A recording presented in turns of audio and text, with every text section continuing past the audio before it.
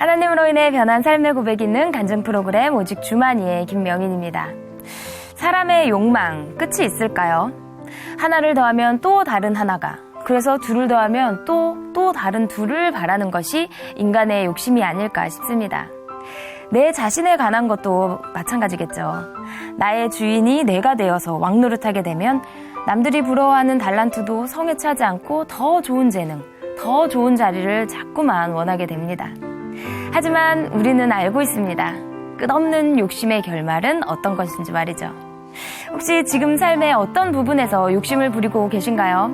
오늘 이 시간 함께 하시면서 욕망으로부터의 자유로움을 한번 찾아보시기를 바라겠습니다. 아름다운 신앙간증 프로그램 오직 주만이 오늘도 예수님만이 나의 주인이라고 고백하는 아름다운 믿음의 간증자분들을 만나보도록 하겠습니다. 먼저 이 자리 은혜롭게 채워주신 분들과 인사부터 나누겠습니다. 춘천 한마음교회 성도님들입니다. 반갑습니다.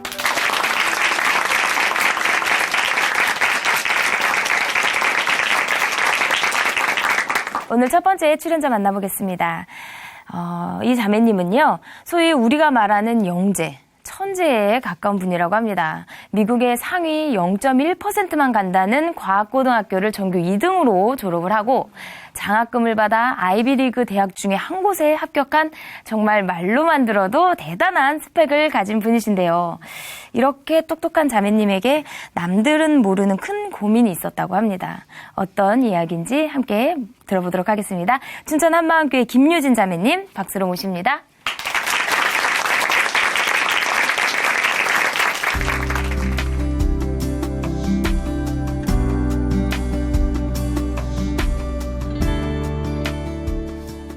안녕하세요. 춘천 한마음교회 김유진입니다. 저는 유학생활을 하며 아이비리그 대학교에도 합격을 했었지만 방황하는 삶을 살았는데요. 부활하신 예수님을 만나 방황을 끝낸 간증을 나누고자 합니다. 저는 성적은 최상위권이었지만 늘 자신의 부족한 면만 바라보며 다른 사람과 비교를 하고 스스로를 채찍질해서 힘겨운 삶을 살았어요. 저는 초등학교 3학년 때 미국 텍사스주에 있는 한 도시로 아버지를 따라가게 되었어요. 그 당시 저는 영어는 대문자 알파벳밖에 모르는 상태였어요. 하지만 언어를 빠르게 습득하는 성향이 있어서 6학년 때부터 성적표에 A+ 이하가 나오면 무슨 심각한 문제가 있는 줄 아는 우등생이 되어 있었어요. 한국말을 잊어버릴까 봐 한국에서 전과와 참고서를 이모께 소포로 부탁해 받아서 저는 학교 공부와 한국 학교 전과목 공부를 동시에 했어요. 이렇게 공부하니 일반 학교 공부가 쉽다고 느껴져서 고등학교 수준으로 가르치는 특수중학교에 입학하여 거기에서도 우등생으로 선생님들의 촉망을 받았습니다. 이런 생활을 하는 제가 유학생 촌에서 다른 아이들의 롤모델이 되었고 엄마는 다른 유학생 엄마들에게 자녀 교육 상담 문지를 파셨다고 해요. 어떤 분은 제가 입던 옷을 자신의 아이들에게 물려받아 입히려고도 하셨고요. 제가 한인 친구들의 질투 대상이 되기도 했다는 얘기를 나중에 듣게 되었어요. 저는 과학고등학교를 갔는데요. 저희 학교는 미국 고등학교 중에서 상위 0.1%에 속하는 학교였어요. 저는 여기서 3학년 1학기 때 전교 1등을 하게 되었고 2학기 말에 전교 2등으로 졸업했어요. 그리고 몇몇 미국의 큰 재단들에서 장학금을 받고 아이비리그 대학 중 한 곳에 합격을 하게 되었습니다.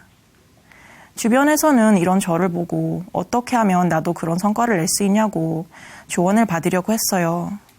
하지만 저는 물어보는 아이들에게 나같이 되라는 권유를 입 밖으로 낼 수가 없었어요. 사실 저는 고등학교 내내 자신이 무능하다는 생각을 떨쳐버릴 수 없었는데요. 그 이유는 천재적이고 모범적인 학생들에 둘러싸여 친구들의 저보다 나은 점만 보였기 때문이었어요.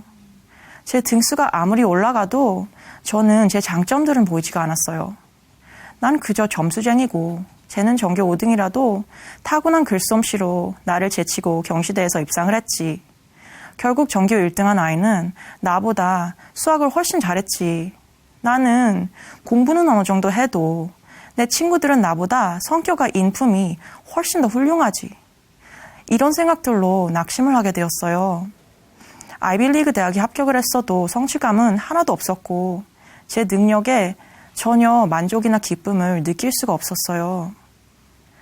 우리 가족은 유학 생활을 오래 했기 때문에 경제적으로 어려웠어요. 그래서 아이빌리그 대학을 포기하고 더 저렴한 주립대학교에서 컴퓨터학과에 입학하게 되었어요. 미국 컴퓨터학과 중에서 7위 안에 드는 학과였는데 거기서도 특별 인재를 양성하는 그룹 안에 들어가게 되었고 새로운 마음으로 대학 생활을 시작하려고 했어요. 그런데 얼마 되지 않아 제가 생각했던 대학교와 너무나 달라 저는 충격을 받게 되었어요. 대학교라는 곳은 고등학교에서 이미 다 한 것을 한 단계 높여 가르치는 것밖에 없는 거예요. 그러다가 학교에서 하는 과제들을 사회에 나가서 직장을 얻어 또 똑같이 하게 되고 다만 과제를 하고 돈을 탄다 뿐이지 최상위의 사회직을 유지하기 위해 빡세게 공부하고 빡세게 연구하고 빡세게 일하다 죽는 거였어요. 그때부터 공부가 되지 않았어요. 아무리 하려고 해도 공부에 대한 의욕을 완전히 상실해버린 저는 하루 종일 수업에 가지 않고 책을 읽거나 영화를 볼 때가 많았어요. 성적이 뚝뚝 떨어져서 장학재단과 영재그룹에서는 제게 경고를 보내다가 결국은 탈퇴를 시켰습니다. 급속도로 전락해버린 자신을 보면서 어떻게 사람이 이렇게 될 수 있을까 좌절이 되었고 안 오는 잠을 청하게 되면 내일이 제발 오지 않기를 바랬어요. 어떻게 하면 쳇바퀴 삶에서 벗어날 수 있을까 고민하던 중 어렸을 때부터 학문을 해야 세상에서 성공한다는 생각으로 꾹꾹 눌러두었던 미술에 대해 진지하게 생각을 하게 되었어요. 불안정하고 성공의 보장이 희박하지만 이건 내가 정말 하고 싶고 열정이 있는 거니까 절박한 마음으로 여기에 인생을 걸었어요. 부모님도 모르게 결정했고 남들보다 늦게 시작했기 때문에 저는 제 모든 열정을 미술에 쏟아부었어요. 잠자는 시간이 아까워 침대를 방에서 치우고 거실 소파에서만 눈을 잠깐씩 붙일 때도 있었고요. 그 시간도 아까워 아이의 유아실에서 밤을 새웠어요. 살이 14kg나 빠지더라고요. 제 룸메이트는 저를 보면서 너는 사람처럼 사는 것 같지 않다고 걱정을 했었어요. 하지만 이렇게 하니까 교수님이나 학생들에게 저희 과에서 최고의 실력으로 인정을 받았어요. 하지만 저는 절대로 만족할 수 없었어요. 제가 롤모델로 생각하는 세계 최고의 예술가들과 저를 비교하면서 제 미술 작품들은 한없이 부족해 보여서 숨이 턱턱 막혀 안절부절 못했어요. 내가 여기에 지금 인생을 걸었는데 왜 나는 이 정도밖에 안 되는 건가? 이런 생각들로 제가 그렇게 하고 싶은 일을 해도 만족이 없고 더 나락으로 빠져드는 거예요. 이런 생각들로 지쳐가고 있을 때 어느 날 다른 주에서 어떤 대학생이 자신이 다니는 대학교에서 32명을 총으로 쏴 죽였다는 사건이 터졌어요.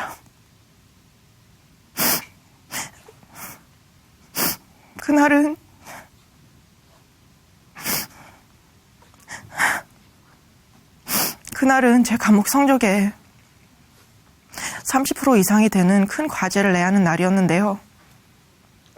저는 과제를 내러 이 수업에 가지 않고 하루 종일 이 총살 뉴스만 계속 검색하면서 이 대학생과 정확한 공감을 하고 있었어요. 그때 저는 내가 이대로 가면 안 되겠구나 라고 생각을 하게 되었어요.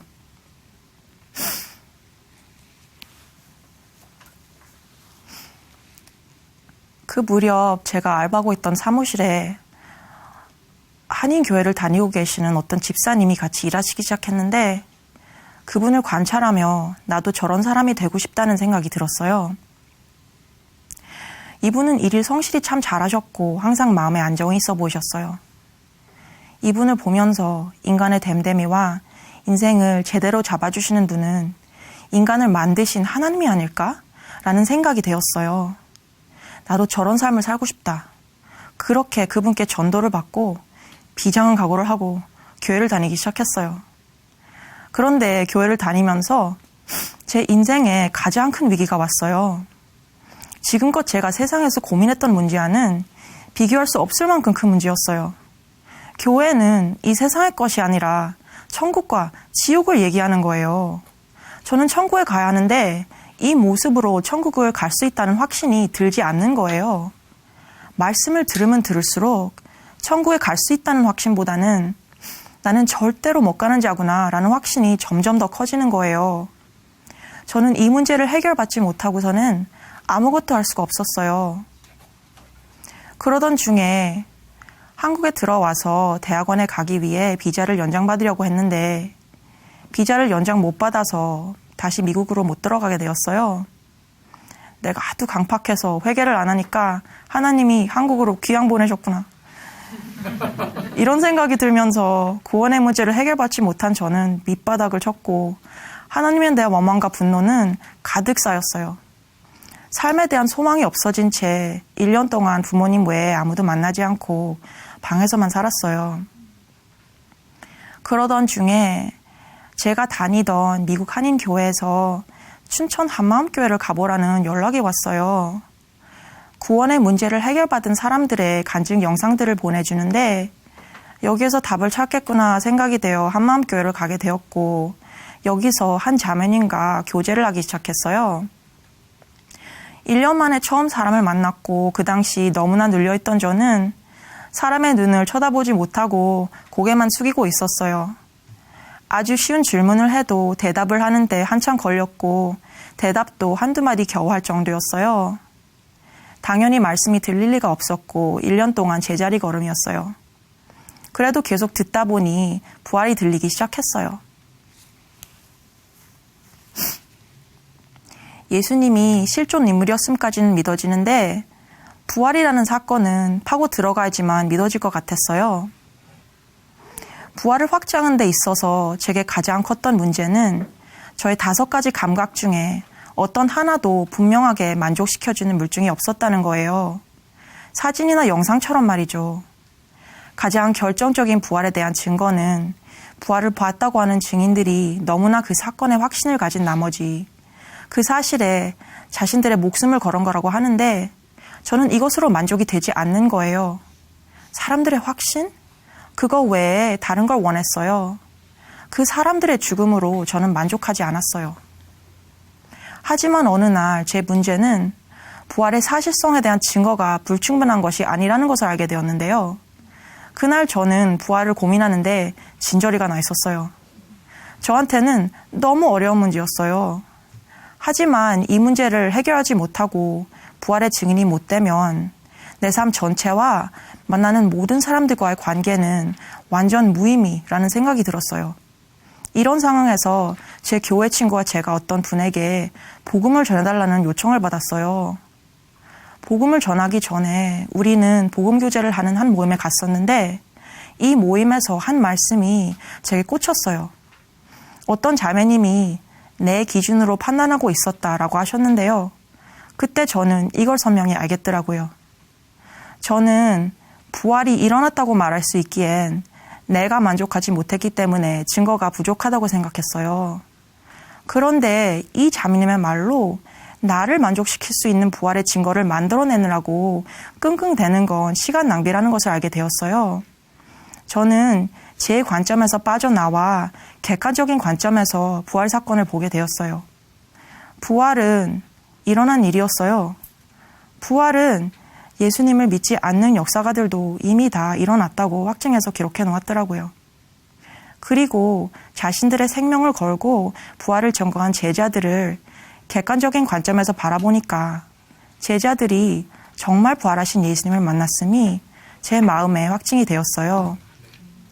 진짜 부활을 보고 영원한 나라가 있다는 사실을 확증하지 않으면 자신의 목숨과 인생 전체를 다른 어떠한 것도 아니고 그것만을 위해 내놓을 수가 없는 것이었어요. 부활은 저를 만족시키지 못한다고 없어지는 사건이 아니었어요. 부활은 사실이었어요. 이 세상에서 가장 안심을 주는 소식이었어요. 그런데 오늘 새벽기도 시간에 고린도후서 말씀이 생각났어요. 너희는 믿음 안에 있는가? 너희 자신을 시험하고 너희 자신을 확증하라. 예수 그리스도께서 너희 안에 계신 줄을 너희가 스스로 알지 못하느냐? 그렇지 않으면 너희는 버리운 자니라. 하나님, 저 알아야 합니다. 이걸 기도하고 있던 중에 이를 위하여 그리스도께서 죽었다가 다시 살아나셨으니 곧 죽은 자와 산 자의 주가 되려 하심이라. 생각나면서 나의 악한 중심이 다 드러났습니다. 나의 부족함, 나의 연약함을 바라보고 하나님이 주신 부활의 증거 외에 다른 모든 걸 바라보면서 예수님을 완전히 외면하고 있었어요. 너무도 부끄럽고 악한 죄였습니다. 나를 위해 십자가에서 죽으시고 부활하셔서 나의 주인이신 이분을 완전 외면하고 외톨이로 남겨두고 내 마음 안에 온갖 더러운 것을 다 갖다 놓고 예수님은 내버려두고 있었어요.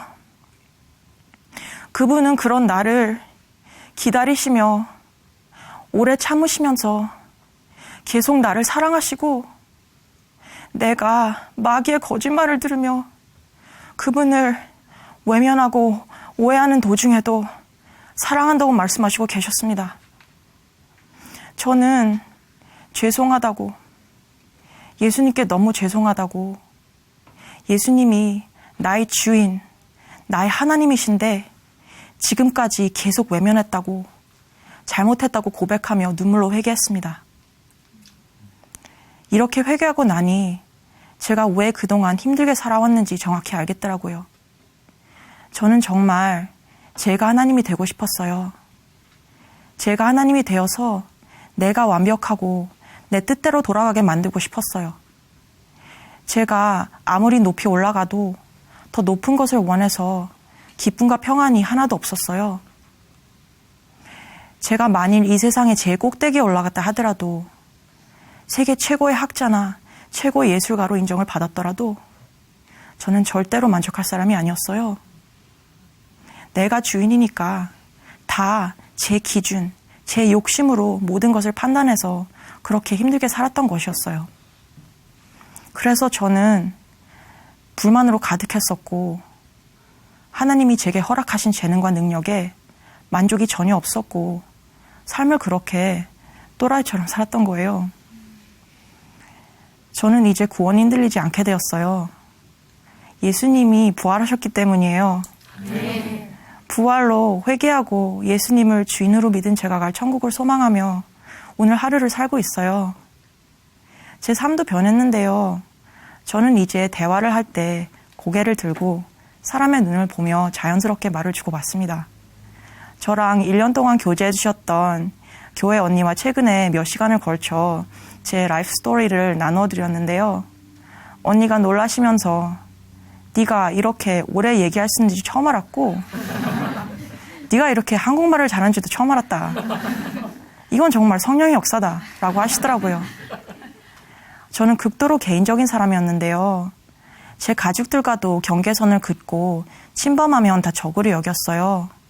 그런데 부활하신 예수님 안에서 모든 것이 다 해결이 되니까 이제는 판단 정죄에 두려움 없이 교회 공동체와 삶도 나누고 함께하는 것이 부담스럽지 않게 되었어요. 그리고 자신의 성격의 한계를 탓하며 인간관계에 대해 비관하게 여기는 것도 다 풀리게 되어 이제는 염려나 두려움 없이 사람들을 편하게 접하고 교회 공동체와 함께 전도도 하고 있어요. 처음에는 교회 안에서 다른 지체들과 저를 비교하며 내가 믿음이 부족한 것을 보고 내가 빨리 따라잡아야 한다는 생각에 엄청 눌렸었어요. 그런데 복음이 선명해지니까 정말 그럴 필요가 하나도 없다는 것이 선명해지더라고요. 지금 저는 우리 교회들의 지체들의 간증을 영어로 더빙하는 일을 하고 있어요. 지금까지 저는 저를 위해 더 높이 올라가려고만 했었잖아요. 만족도 없고 방황만 했었는데요. 아무리 큰 재능과 능력이 있어도 저를 위해 쓰는 것은 만족이 전혀 없더라고요. 아무리 작은 능력이라도 주를 위해 쓸 때 참된 만족과 기쁨이 있음을 더빙 일을 하면서 알게 됩니다. 지금 내게 얼마나 큰 재능이 있고 능력이 있는 것이 중요한 것이 아니라 내가 지금 누구를 위해 살고 있는가, 이것이 가장 중요하더라고요. 주를 위해 살고 있는 저는 정말 기쁘고 행복한 사람입니다. 감사합니다. 네,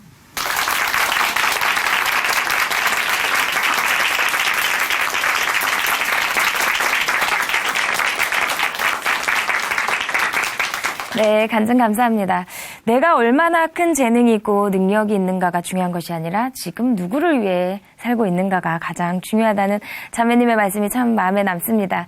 여러분은 지금 누구를 위해 살고 계신가요? 네. 우리 모두 우리의 주인 되신 예수님, 부활의 주님을 향해 소망을 품고 하루하루 살아가야 하겠습니다. 오늘 귀한 간증 전해주신 김유진 자매님께 다시 한번 박수 부탁드립니다.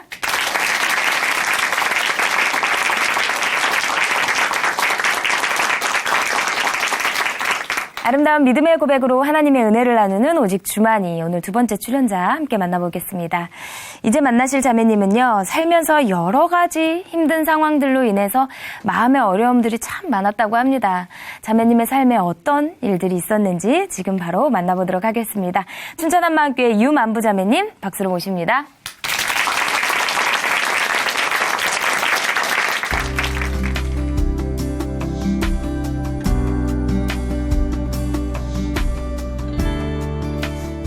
안녕하세요. 춘천 한마음교회 유만부입니다. 저는 힘든 환경과 질병의 문제로 우울하고 낙심된 삶을 살았던 사람인데요. 부활하신 예수님을 제 마음의 주인으로 믿게 되면서 기쁨과 감사를 찾게 된 저희 간증을 나누려고 합니다. 저는 충남 부여에서 부유한 가정의 7남매 5째로 태어났습니다. 우리 할아버지는 젊고 멋진 할머니와 살고 계시면서 모든 재산을 정리해서 논산 시내의 가장 큰 양조장을 할머니 동생 명의로 운영하시다가 할아버지는 돌아가셨습니다. 주변에선 아버지께 법적으로 해결하여 재산을 찾으라고 하셨지만 저희 아버지는 아무런 조치를 취하지 않으셨어요. 그러던 중 그분은 수년 후 모든 재산을 정리해서 자취를 감추셨어요. 그 후로 우리 집은 하루아침에 생활이 어려워졌고 노동이라고는 전혀 해보지 않으셨던 아버지는 태백 어느 광산에 과장으로 계신 작은 고모부님을 찾아가면 직장을 구할까 싶었는지 무작정 이사를 가게 되었어요. 하지만 저는 대전 큰언니 집에 남아서 어린 조카들 공부를 가르치며 살게 되었습니다. 저는 공부를 많이 해서 판사가 되겠다고 결심을 했고 공부를 정말 열심히 했는데 뜻을 이루지 못하는 게 한이 되어 날마다 눈물과 한숨으로 지냈어요. 그러던 어느 날 대전역 광장에 여군 모집하는 현수막에 붙은 것을 보고 이렇게 살 바엔 차라리 여군이라도 가서 무언가를 해야 되겠다고 결심을 하고 즉시로 대서소에 들어가 지원서를 썼지만 도저히 병무청 안으로 들어갈 용기가 나지 않아서 여러 번 망설이다가 결국 언니와 형부에게 들키고 말았습니다. 그 당시엔 여자가 군인이 된다는 것이 평범한 일이 아니어서 형부께서는 제가 이러다가 큰일이라도 낼까 싶었는지 당장 태백 부모님 계신 곳으로 가라고 했어요. 하지만 저는 절대로 시커먼 광산지대에서는 살고 싶지 않아서 서울에서 약국을 하던 둘째 언니네 집으로 가게 되었습니다. 서울에서도 수개월 허송 세월을 보내던 중 어느 날 언니네 약국 안으로 어떤 아주머니가 갑자기 찾아오셔서 저를 중매를 하는 걸 보게 되었어요. 저는 깜짝 놀라 이러다가 잘못하면 억지로 시집갈 수도 있겠구나 생각하고 만류하는 언니를 뒤로하고 태백 부모님 곁으로 오고 말았습니다. 태백에서의 하루하루는 제게 너무 힘든 나날이었습니다. 밖에는 일체 나가지도 않았고 식사도 제대로 하지 않으면서 폐인처럼 지냈어요. 이런 생활이 계속되니 저희 모습은 병자처럼 야여져 갔습니다. 이런 제 모습을 지켜보시던 아버지께서는 난생 처음으로 제게 화를 내시며 사람이 환경에 적응할 줄도 알아야지 언제까지 그렇게 살 거냐고 야단을 치시면서 그렇게 지내려면 다시 서울 언니에게로 가라고 했습니다.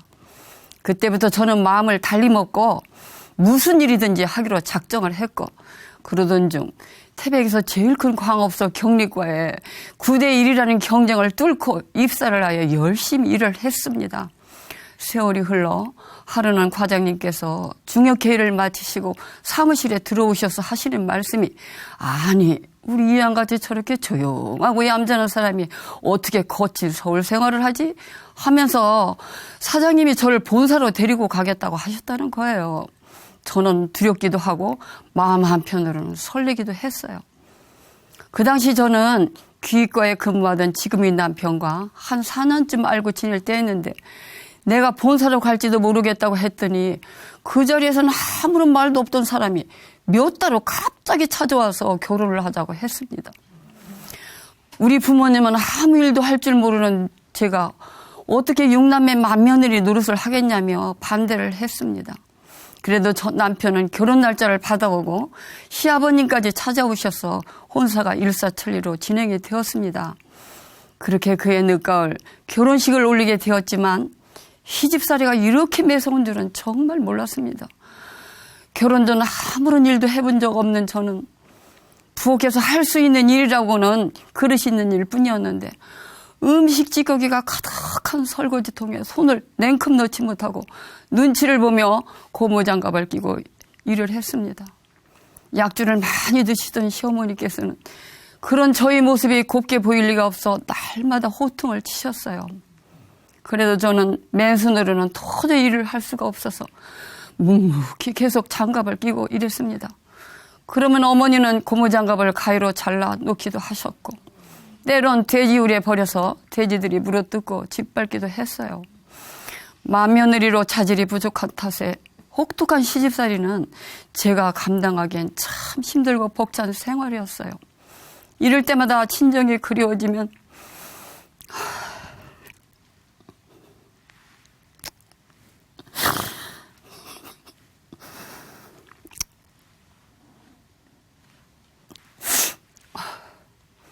방으로 들어가 울음소리가 밖에 들릴까봐 문을 꼭 닫고 이불장 속에 머리를 푹 박고 한없이 울었습니다.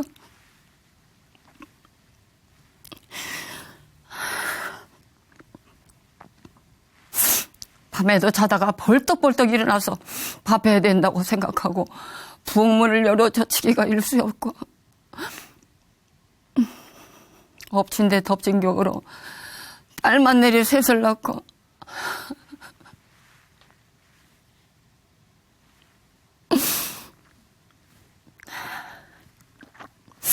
모유가 부족하여 우유를 섞여 먹이는 탓에 시어머니 시집살이는 날로 심해졌습니다.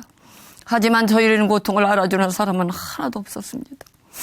나를 항상 아껴줄 것 같던 남편은 결혼과 동시에 저에게는 관심이 없었고 부친을 일찍 여의고 한 집안의 가장으로서 대가족을 책임져야 하는 것이 힘들었던지 점점 더 술에만 의지했어요. 술 때문에 서울 큰 병원에도 여러 차례 입원도 했지만 술을 끊지는 못하고 병은 점점 깊어갔습니다.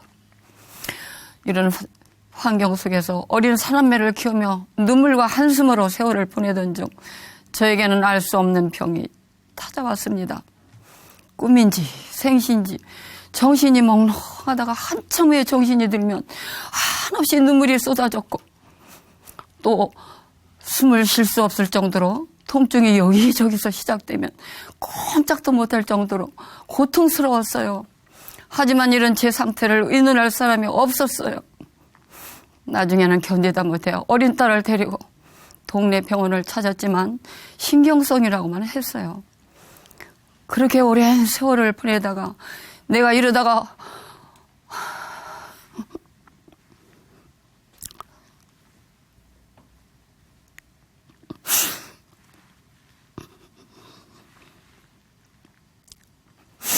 어린애들 놔두고 잘못되진 않을까 싶어 신앙생활을 해야 되겠다고 생각을 하고 집에서 가까운 절을 찾게 되었고 새벽 예불을 빠지지 않을 정도로 열심히 절에 다녔습니다.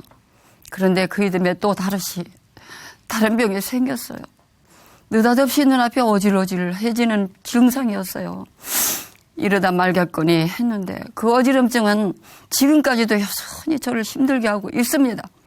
하지만 다행히 남편은 10여 년 고생 끝에 술을 끊게 되었고 지인의 도움으로 공기업에 입사를 하게 되었어요. 그리고 아이들도 어려운 환경 속에서도 잘 자라서 좋은 배우자를 만나 행복한 결혼 생활을 하게 되었습니다. 우리 막내 사위는 독실한 기독교 집안의 자녀였는데 항상 저에게 예수님에 대한 이야기를 했습니다. 나는 예수님이 세계 4대 성인 중에 한 사람이고 예수님 탄생을 기준으로 기원 전과 기원 후로 나누어진다는 것은 초등학교에서 배워서 잘 알고 있었지만 그분이 죽었다가 다시 살아나신 하나님이라는 것은 전혀 생각도 못했습니다. 분명히 예수님은 사람인데 하나님이라고 하니 도무지 믿어지지 않았고 거짓이라고만 여겨졌습니다. 그러던 중 막내딸 산후조리차 춘천에 갔는데 딸과 사위는 마주 대할 때마다 예수 이야기뿐이었어요. 저는 속으로 은근히 짜증이 났습니다. 하루는 내가 절에 다니는 것 때문에 항상 울며 기도하는 딸과 사위에게 이렇게 말했어요. 너희는 예수님 열심히 믿고 천국 가라. 나는 부처님 믿고 극락에 가겠다. 그랬더니 사위는 죽은 신은 절대 구원이 없다며 죽었다가 3일 만에 다시 살아나신 예수님만 구원이 있다고 하는 거예요. 그러나 예수님이 사람이라는 저의 견고한지는 그 말을 받아들일 수가 없었습니다. 복음을 수없이 전해도 눈썹 하나 까딱하지 않는 제게 하루는 사위가 이렇게 물었어요. 어머니, 이순신 장군이 뭘 만드셨죠? 거북선을 만들었지. 그러면 세종대왕은요? 하는 거예요. 저는 속으로 이 사람이 대체 나를 어떻게 보고 이렇게 유치한 질문을 자꾸 하지? 하면서 은근히 마음이 상해 퉁명스럽게 한글 만들었지 뭘 만들어? 했더니 그러면 어머니 그분들이 그것을 만드실 때 옆에서 보셨어요? 하는 거예요.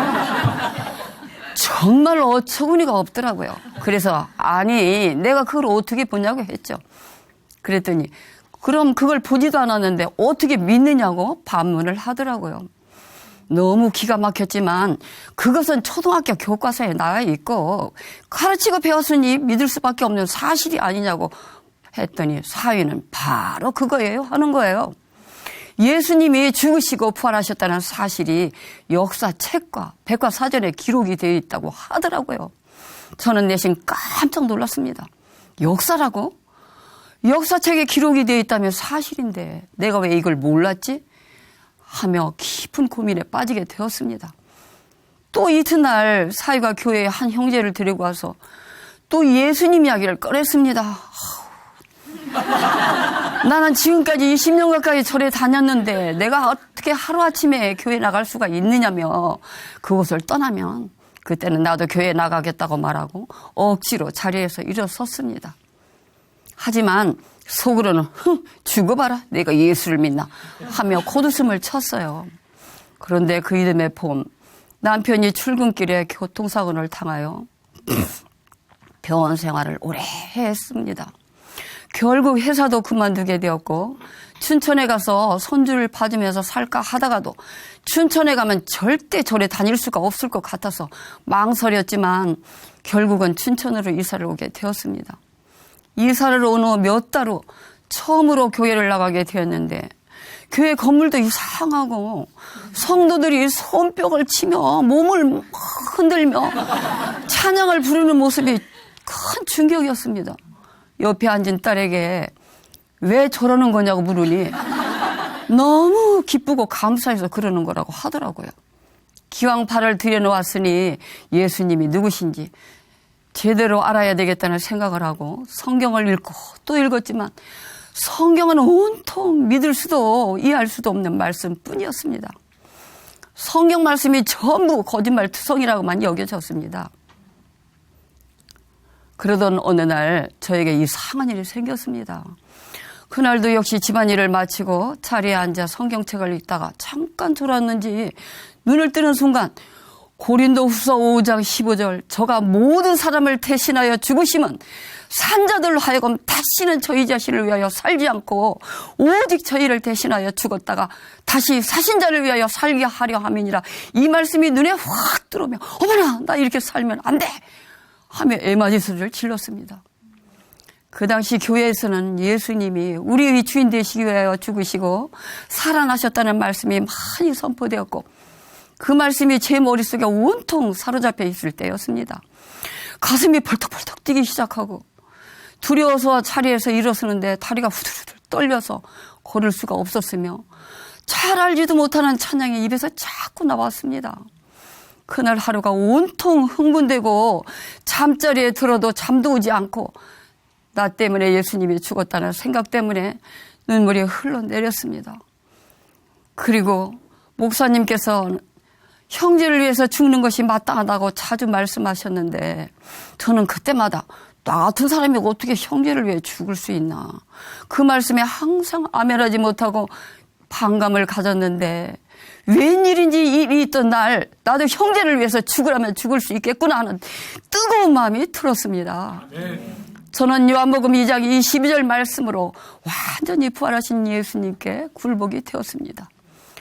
십자가 앞에서 다 도망갔던 제자들이 왜 다시 돌아와서 부활하신 예수님이 하나님이라고 전하다가 죽기까지 했는가를 생각해 보니 그것은 그들이 부활하신 예수님을 확실히 만났기 때문이더라고요. 특별히 예수님을 믿는 자들을 잡아다가 감옥에 가두고 죽이던 바울의 변화에 예수님이 부활한 정말 사실이구나 하며 저는 확실하게 믿을 수 있게 되었습니다. 그 후로 예수님이 부활을 의심하던 것이 완전히 사라졌습니다. 아멘. 어느 주일 예배 시간 목사님께서 하나님 사랑에 대한 말씀을 선포하셨는데 놀랍게도 그 말씀이 나를 회개의 자리로 불러 세우셨습니다. 갑자기 남편의 교통사고가 생각나면서 이 모든 것이 다 나를 살리기 위한 하나님의 계획이었다는 생각과 함께 그동안 내가 주인된 죄 때문에 평생 동안 서럽고 눈물 흘리며 살 수밖에 없었던 것임을 깨닫게 되었습니다.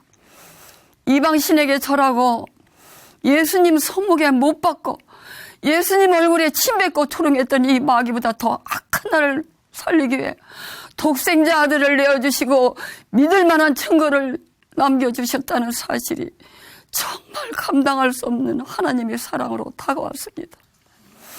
제 안에서는 한없는 감사가 넘치고 뜨거운 눈물이 하염없이 흘러내렸습니다. 그 순간 저는 바로 예수님을 믿지 않은 죄를 회개하며 하나님께 용서를 구하게 되었습니다. 하나님 아버지, 예수 믿지 않았던 이 악한 죄인을 용서해 주세요. 부활하신 예수님이 진짜 제 마음의 주님이십니다 하며 예수님을 영접하게 되었습니다. 그 후로 저는 즉시 새벽 기도도 하게 되었고 형제들에게도 자녀들에게도 예수님을 믿으라고, 예수님은 하나님이라고 믿을 만한 증거가 있다고, 그것은 죽으시고 다시 살아나셨기 때문이라고 복음을 전합니다. 그러면 저희 언니 동생들은 깜짝 놀랍니다. 저래 그렇게 열심히 다니던 내가 어떻게 그렇게 변했냐고 야단들입니다. 지금 저는 작은 교회 지체들과 함께 공원이나 지하상가 또 시장하고 오가는 길에도 예수님이 부활을 전하며 한 영혼이라도 살리고자 하는 간절한 마음으로 전도지도 나눠줍니다. 또 우리 남편과 저는 집안이 맞이로서 부모님 제사 문제를 놓고 고민하던 중에 마태복음 10장에 사람을 두려워하지 말라는 하나님의 말씀을 붙들고 주님이 주시는 평강 가운데서 제사를 끊게 되었습니다. 저는 이제 주님 없이는 살 수 없다고 항상 고백합니다. 40대 초반에 얻은 어지럼병으로 70이 훨씬 넘은 지금도 눈이 갑갑하고 어지러워서 견딜 수가 없으면 조용히 눈을 감고 이런 고통을 아무도 알아주는 사람이 없는 것 같아 서러워서 눈물을 흘릴 때가 있습니다. 그러면 내가 너희 머리털까지 다 세고 있단다 라고 하시는 하나님의 음성이 들리는 것 같아 즉시 서러움이 기쁨으로 변하고 너무너무 감사하여 눈물로 감사기도를 드립니다.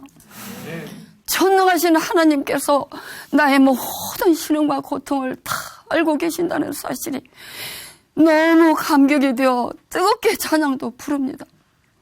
저는 이제 힘든 상황에서도 하나님께 기쁨과 감사를 올려드릴 수 있는 사람이 되었습니다. 저를 이렇게 변화시켜주신 하나님을 찬양합니다.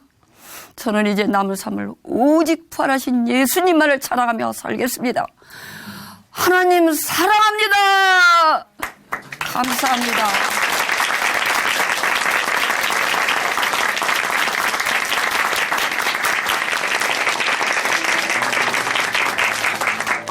네, 간증 감사합니다. 20년 가까이 절에 다니시던 자매님이 부활의 주님을 만나고 주인으로 영접하시면서 그 사랑 앞에 완전히 엎드리게 되셨습니다.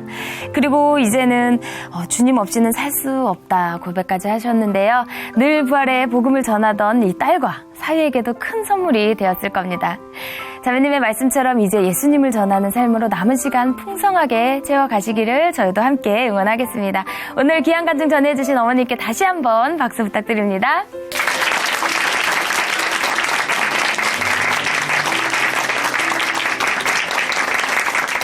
하나님으로 인해 변한 삶의 고백이 있는 간증 프로그램 오직 주만이, 오늘은 여기까지입니다. 지금까지 함께해 주신 춘천 한마음교회 성도님들 그리고 시청자 여러분 감사드립니다. 오늘도 우리의 주인 되신 예수님과 동행하는 멋진 하루 보내세요. 감사합니다.